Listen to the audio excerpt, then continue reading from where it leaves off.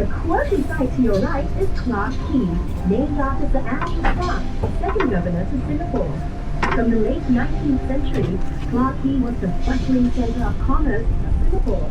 Hundreds of tongkangs or riverboats jostled bow and stern for a place to dock and unload their cargoes, human or otherwise, from the great ships anchored at the harbor.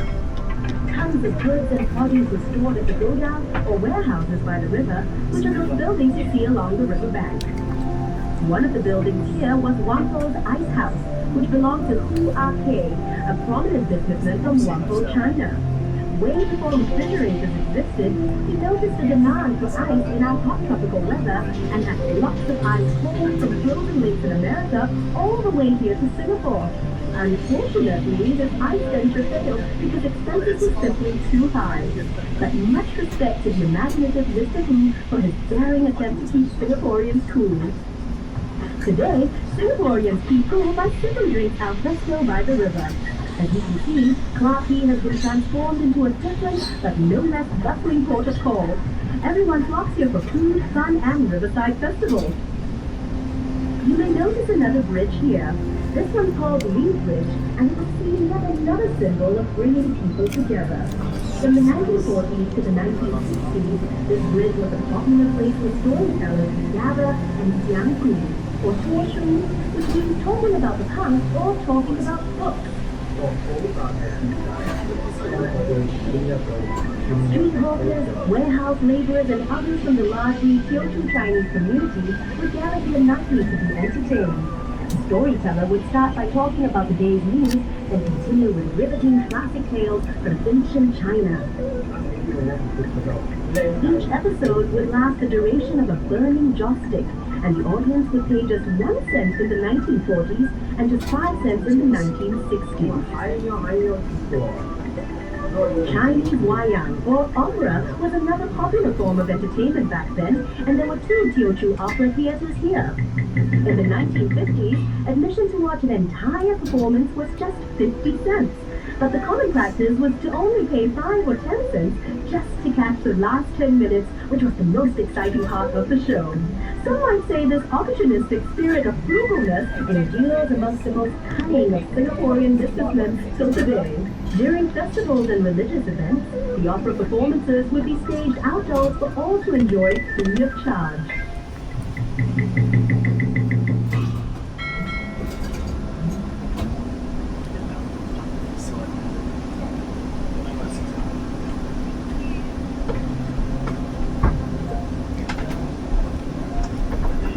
Outside.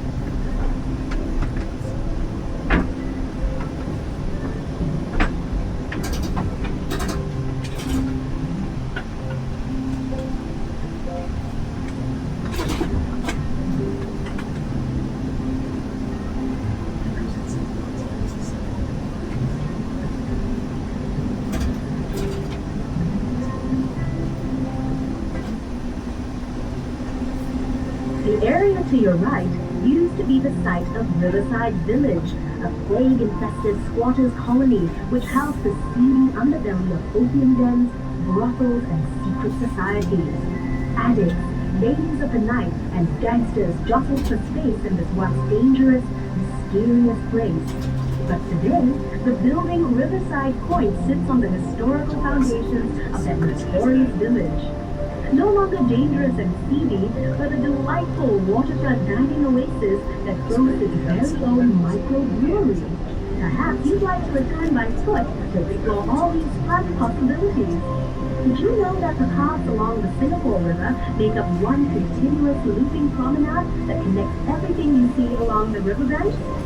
People leisurely stroll and soak in the atmosphere along the 6-kilometer promenade that flanks both sides of the river. After taking the sights and sounds, you'll be comfortably shaded by lush greenery and definitely tempted by the many shops and cafes along the way. Look across the river and up to your left. See the lush green hill and the large tower overlooking Clark Quay and the river? That is Fort Canning Hill, where Raffles built his own bungalow, Singapore's first government house. He also planted a spice garden, Singapore's first experimental botanic garden, to cultivate commercially imported spices. The hill was later used by the British as an arms store, barracks, and hospital, which followed ultimately led to its final name, Fort Canning.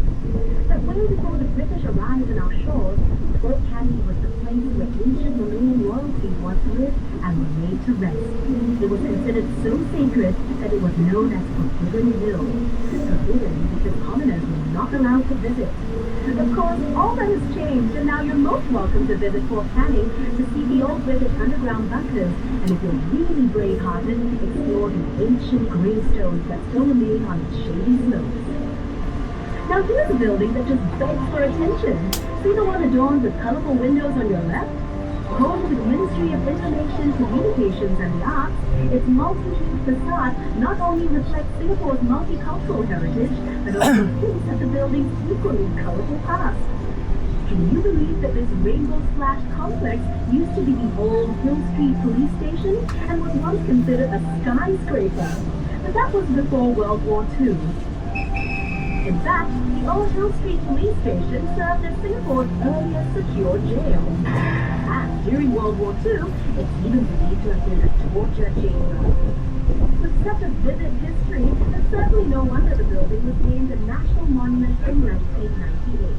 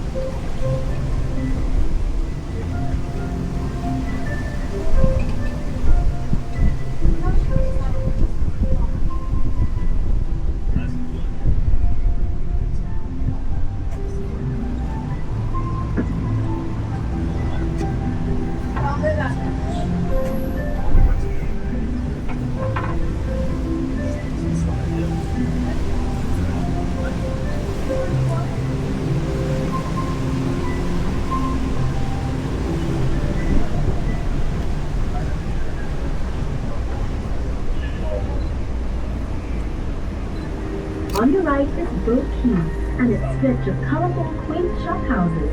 It was completed in 1842 and is Singapore's very first quay. At its peak in the 1860s, Boat Quay handled 3/4 of Singapore's total shipping business.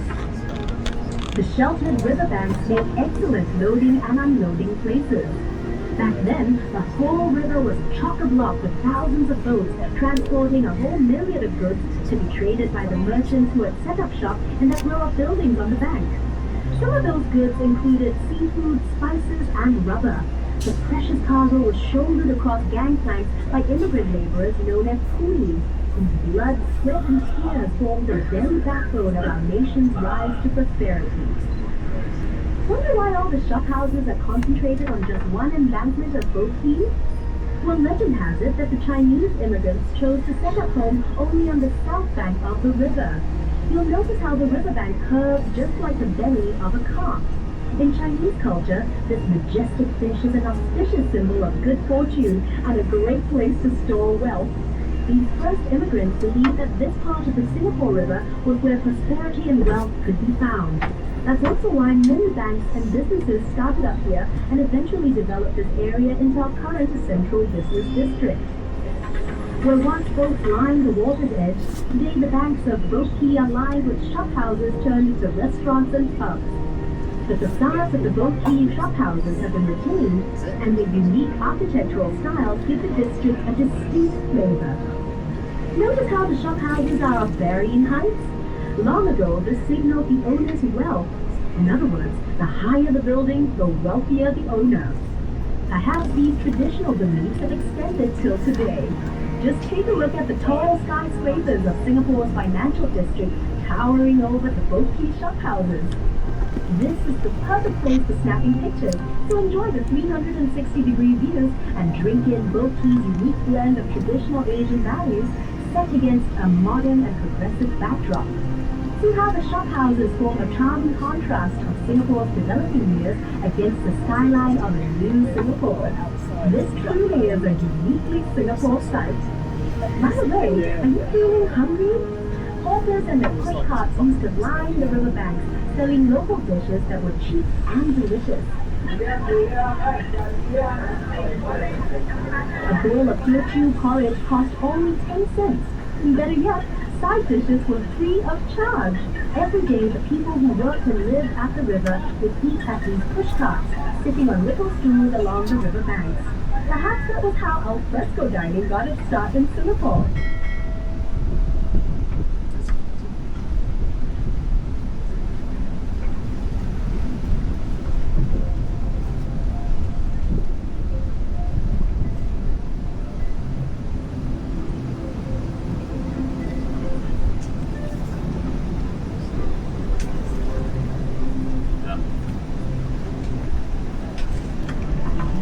Directly ahead is Cabinet Bridge.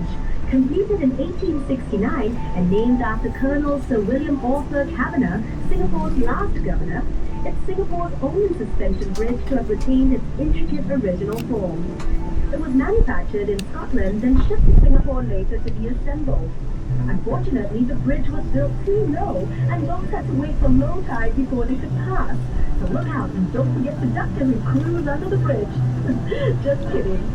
Coming up on the other side of Cabinet Bridge, you'll see a group of little boys jumping into the river. Don't worry about jumping in to save them. They're actually incredibly lifelike bronze sculptures showing the scene from the river's past, where children would stand and wave cheekily from their houses. Very often, they would take off all their clothes and jump in for a cool afternoon swim. Standing tall and majestic is the exclusive Fullerton Hotel, which blends the elegance of old-world charm with every modern convenience. Built in 1928, lots of people pushing went on behind the hotel's splendid columns before its glamorous makeover. Its facade is a masterpiece of neoclassical grandeur, which belies its much stuffier original occupants, the Chamber of Commerce offices, and the General Post Office, from which mail was transported along the Singapore River to and from ships. Since the 1950s, this was also the site of many political campaign rallies, but even longer before that, it was occupied by Fort Fullerton, built to defend the town at the mouth of the Singapore River.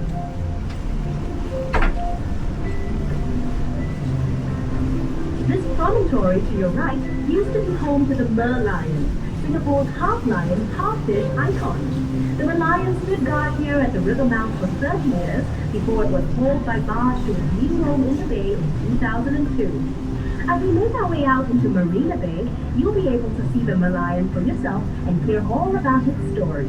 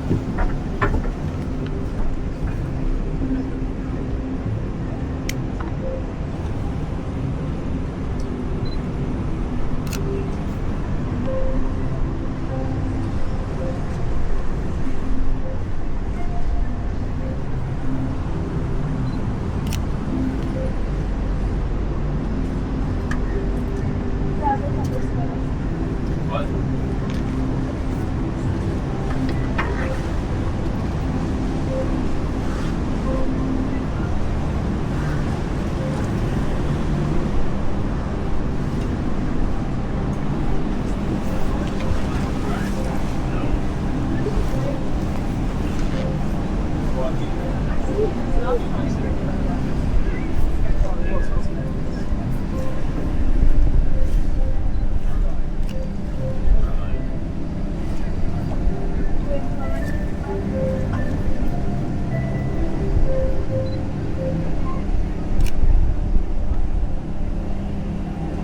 promised, up next is Malayan Park, home of the original Malayan statue. Understand how the new national emblem with the lion head and fish body resting on a crest of waves. Here's a quick history lesson. Singapore was originally known as the ancient city of Temasek, which means sea town in Javanese. But according to legend recorded in the Malay annals, Prince Sang-Nila Utama renamed it Singapura, meaning lion city in Sanskrit, after he spotted a lion on its shore. The lion's head represents the lion spotted by the legendary Sang-Nila Utama, while its fishtail symbolizes Temasek and Singapore's humble beginnings as a fishing village. Measuring 8.6 meters high and weighing 70 tons, the Malayan sits on reclaimed land looking out to sea. She attracts millions of visitors a year who make the trip to Malayan Park to photograph this world-famous icon and her new home right here in scenic Marina Bay. Take a peek behind the Malayan and you'll see a baby Malayan. Believe it or not, its scales are made from pieces of porcelain repurposed for food, gold, and plate. Next to the Malayan and the cub, India's glorious lifestyle dining and waterfront hotel house known as the Fullerton Heritage that blends exciting futuristic projects with the older colonial landscape of Singapore.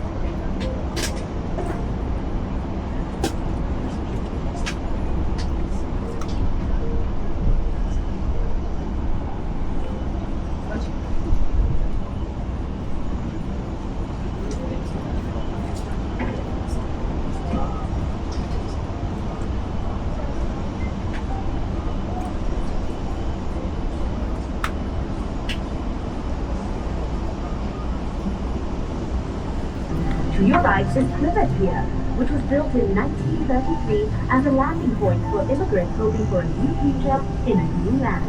It was also once known as Red Lamp Pier because legend has it that a red oil lamp used to hang from the pier as a comforting guide to weary seafarers.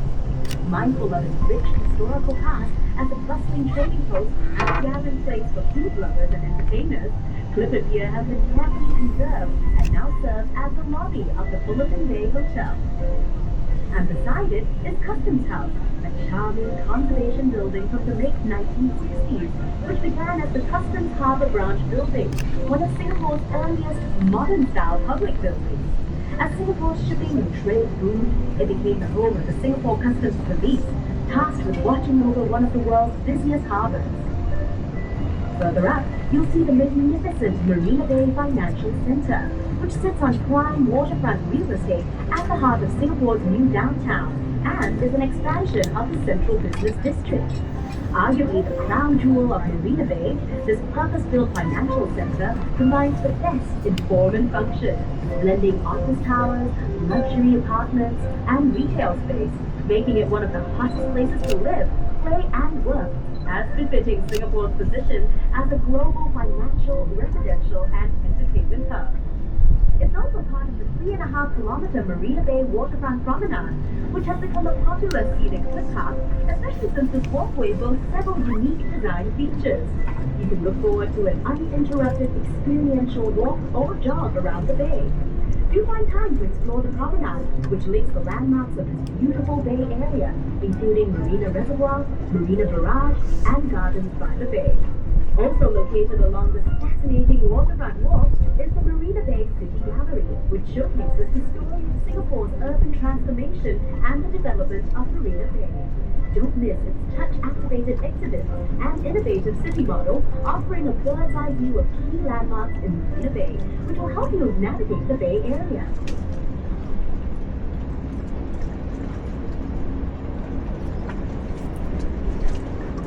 As we make our way back upriver, you may be curious about the type of vessel we're cruising in. Traditionally called bumboats or lighters, these barges were used to transport cargo from ships anchored offshore near the mouth of our Singapore River to the warehouses along the river as early as 150 years ago. In 17th century Europe, they were first used as scavenger or dirt boats to carry rubbish. But some scholars have also agreed that the word bumboat means exactly as it sounds, a ship's bottom or a smaller boat pandering to larger ships. In Singapore, though, bumboats are also called tongkangs, from the Malay name given to the timber used to build them and used for transport between islands. Bumboats were also referred to by the Chinese as tuakos. These boats proudly originated in Singapore with hulls developed by the local Chinese. Hokkien tuakos are the most colorful, with boat heads painted bright red, green, and white, while Teochew tuakos were painted a solid red. Now, if you're thinking that the bumboats look like they have eyes painted on them, you're not wrong. According to Chinese legend, these boats were designed by a crafty Chinese emperor who was not in favor of foreigners interfering with his expeditions. So he had eyes painted on his boats to ward off evil and to symbolize good luck. It's also believed that the eyes enable bumboats to see and guide passengers on board safely to their destination. So whether you believe in legend or superstition, we can all agree that these colorful, distinctive boats are certainly eye-catching. Did you know that bumboats all but disappeared from the Singapore River during a massive cleanup of our waterways in the early 80s? However, they made a triumphant return to the Singapore River and were given a new lease of life as pleasure craft by Singapore River Cruisers. From a humble fleet of just 4 bumboats, that number has grown steadily to preserve our river's charming heritage. In 2006, Singapore River Cruisers championed the environmentally friendly cause by creating the world's first electric bumboat. In fact, this very boat we're cruising in is part of our electric bumboat fleet. As we cruise down Marina Bay and begin making our way back down the Singapore River, have a look to your right at a Singapore landmark that really needs no introduction. It's the iconic Marina Bay Sands integrated resort featuring a casino, hotel, and convention center, world-class entertainment and retail shops, all housed within award-winning architecture that resembles a ship atop 3 towers. Notice also the palm-shaped Art and Sciences Museum and the unique Phoenix Bridge. This 280-meter engineering marvel has been modeled after the structure of DNA and was inspired by the ancient concept of yin and yang, built to bring wealth, happiness, and prosperity to Marina Bay. This bridge will also lead you to another awe-inspiring attraction, the Gardens by the Bay. Spanning 101 hectares, this award-winning super park is home to over 250,000 rare plants from all over the world. Enjoy the lush outdoor gardens, huge climate-controlled dome conservatories, and towering futuristic super trees, which you can even see from this distance. They're essentially vertical gardens measuring up to 16 stories high and linked by suspended walkways with stunning views of the entire park. Living up to their name, the super trees also collect rainwater, generate solar power, and are venting ducts for the park's conservatory, which encapsulate the cloud forest and flower dome. Do you notice that the water here is very calm? This is due to the Marina Garage, which is a dam built across the 350-meter wide Marina Channel. It squeezed out the seawater to create Singapore's first reservoir in the city, a vital source of fresh water and flood control. The Marina Reservoir is Singapore's 16th reservoir. It has the largest and most urbanized catchment area at 10,000 hectares, or 1/6 the size of Singapore. Imagine, we're now literally drinking drinking water. After them, things stop flowing out of your tap. Moving out into the bay, you couldn't have missed the giant wheel in the sky. That is the Singapore Flyer, a skyscraping observation wheel that measures 155 meters tall, that's 42 stories high, and 150 meters in diameter. That's enough to make up 57 Singaporean men lying head to toe. The wheel carries 28 city bus-sized capsules, which allows up to 28 passengers, which means that at any one time, the Singapore Flyer can transport 784 passengers per revolution, which takes about 32 minutes to complete, rotating at a smooth speed of 24 centimeters per second. This engineering wonder provides breathtaking panoramic views of Singapore and the islands beyond. In fact, from on board, you can see up to 45 kilometers away. That's 3 kilometers more than the entire length of our island city. You'll also notice to your right a curious spiky dome unique only to the Esplanade, theaters on the bay. Because of its resemblance to the king of fruits, it's been affectionately nicknamed the durian. No worries here. Quite unlike its pungent namesake, the Esplanade Theatres on the Bay attract hordes of hungry culture vultures, eager to taste of its many blockbuster productions. As the region's premier performing arts and entertainment center, it boasts superb facilities, showcases world-famous musicals, and features popular homegrown events like the Mosaic Music Festival. And to really top it all off, the Esplanade breezy rooftop garden offers up more unrivaled views of the city and Bay Area.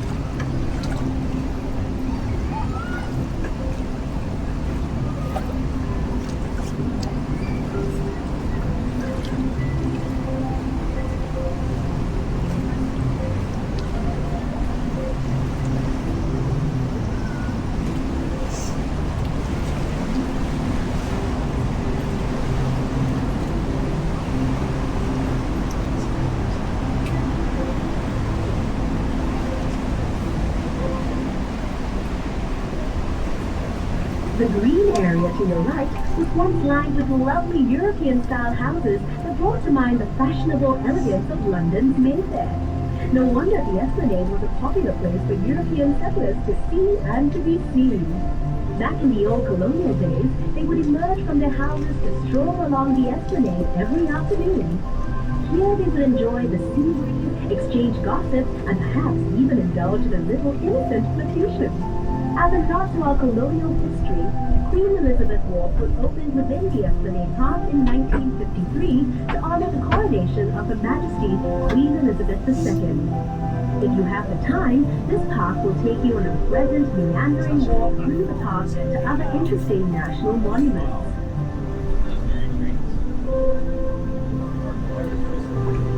The bridge straight ahead of us is Anderson Bridge, named after Sir John Anderson, yet another governor of the Straits Settlements. This elegant arch displays an excellent combination of intricate plaster and metalwork, whilst its curved structure provides high resistance to bending force, which comes in really handy since it supports the heavy weight of vehicles slipping back and forth daily.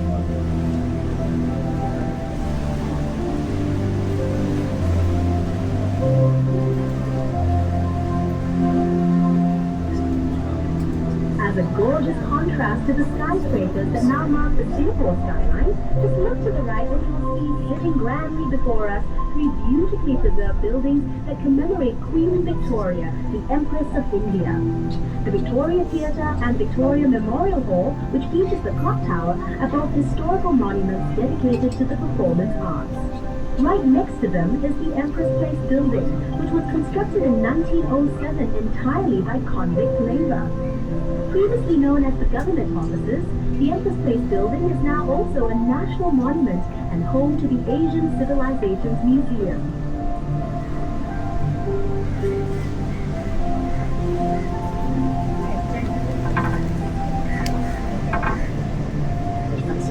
The Asian Civilizations Museum is a treasure trove of history and culture that will introduce you to the world of Asian traditions.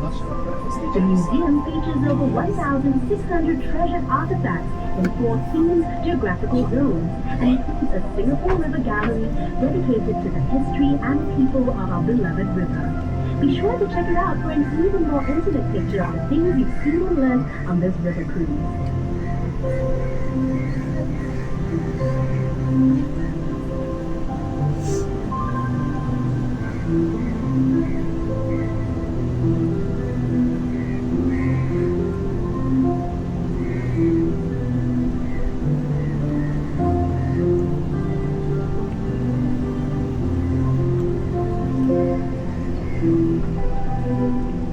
Up ahead and to the right, over on the museum steps, an enchanting series of sculptures tells the story of the Singapore River's development. Meet our nation's pioneers, coolies, merchants, traders, and financiers, all immortalized in beautifully carved bronze. There are many other surprising sculptures that dot the Singapore River promenade, and if you decide to take an exploratory walk, we promise you won't be disappointed.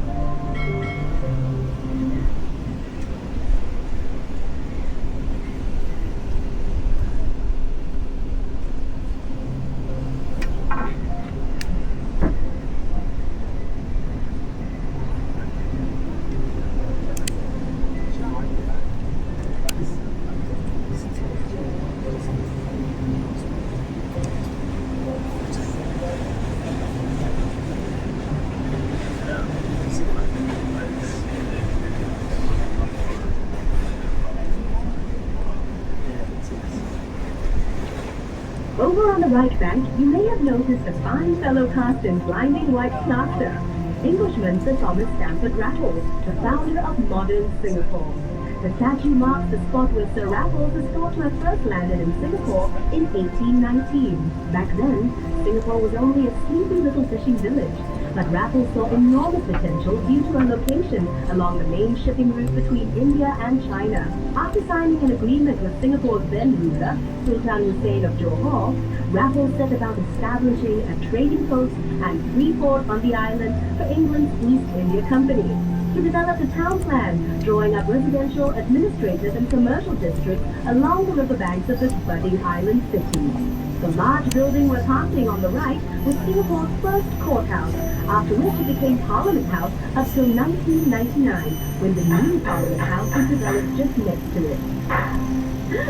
What is that strange mist hovering over Parliament House? Is it a bird? Is it a plane? Is it a UFO? Don't worry.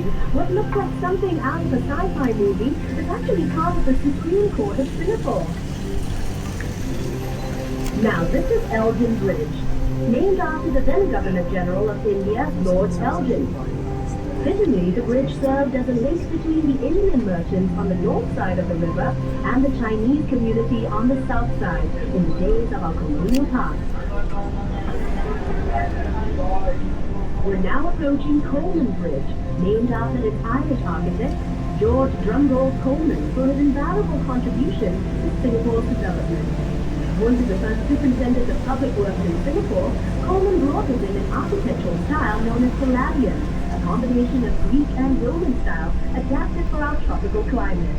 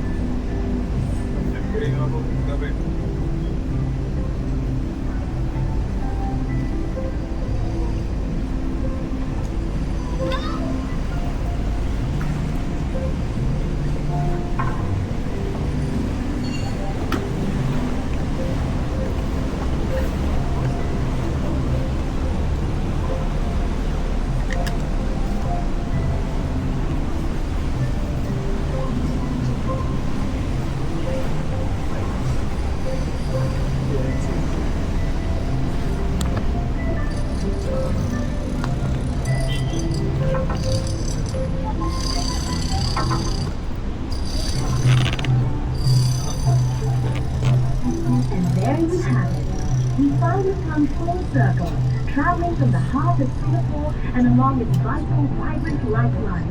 Thank you very much for joining us on the Singapore River Cruise. We trust you've enjoyed your journey on the world's first environmentally friendly electric bungalow and hope you tell all your friends and family about this unique experience. We'd love to show them around too.